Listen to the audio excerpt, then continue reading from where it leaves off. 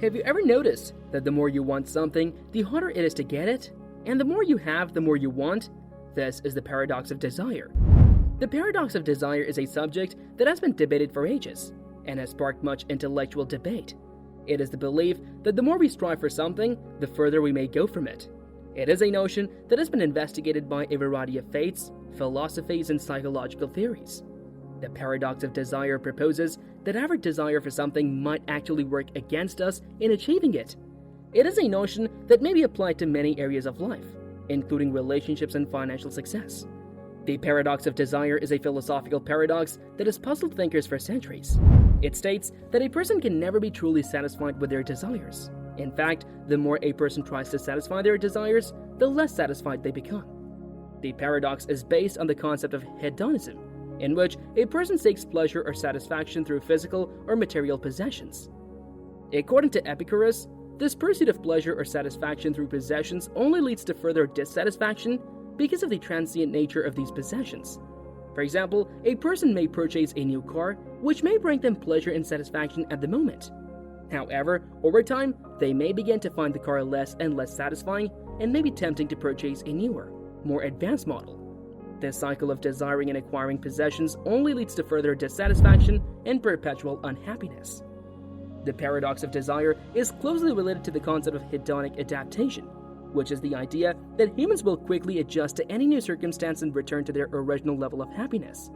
This means that a person may find momentary satisfaction in acquiring a new car or material possession, but this feeling will soon be replaced by the same level of satisfaction as before the purchase.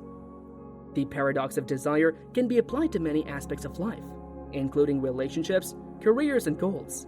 When a person focuses on short-term goals and desires, they may find that they are never truly satisfied.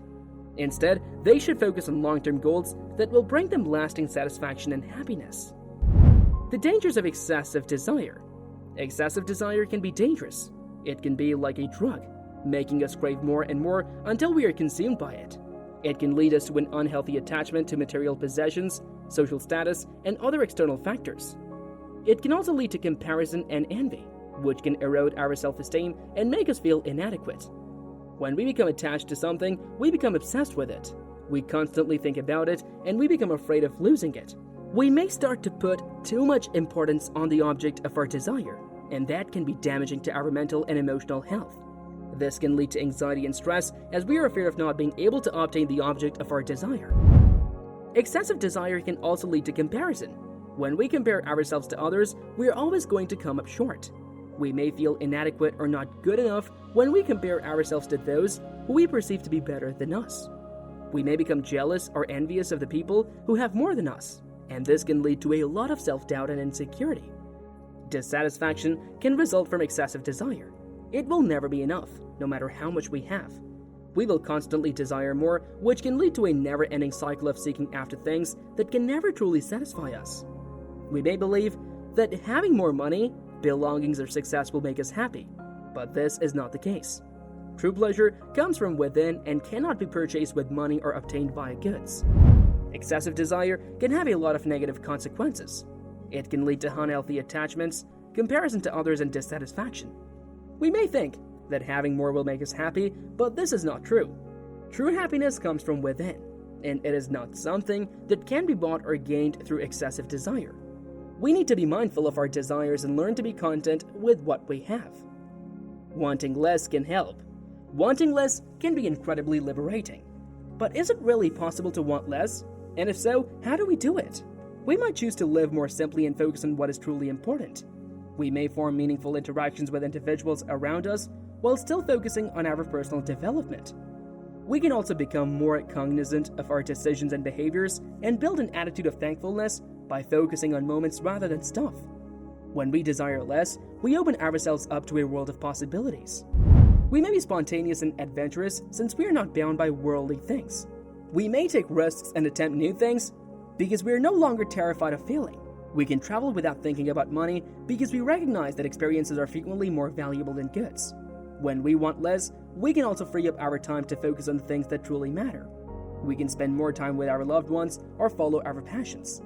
We can spend more time in nature or help out in our communities. We can do more of what we love or focus on our spiritual growth. We can be more present in our lives and be more mindful of our actions.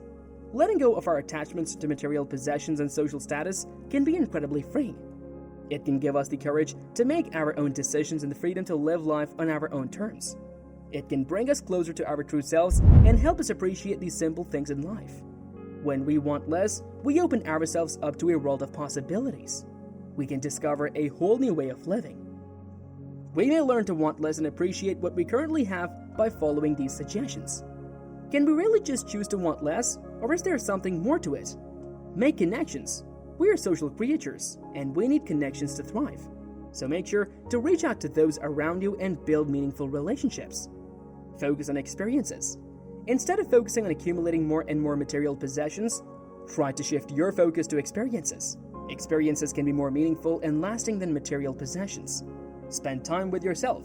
Learn to enjoy your own company and to take pleasure in life's simple moments. Spend some time alone each day to relax, reflect, and practice mindfulness. The paradox of desire in religions and philosophies. The paradox of desire has been explored in various religions and philosophical traditions throughout history. But is it really a paradox? Or is it simply a reflection of our own flawed nature? In Buddhism, the concept is known as the middle way. This is the idea that one should not be extreme in their desires, but should find balance and moderation.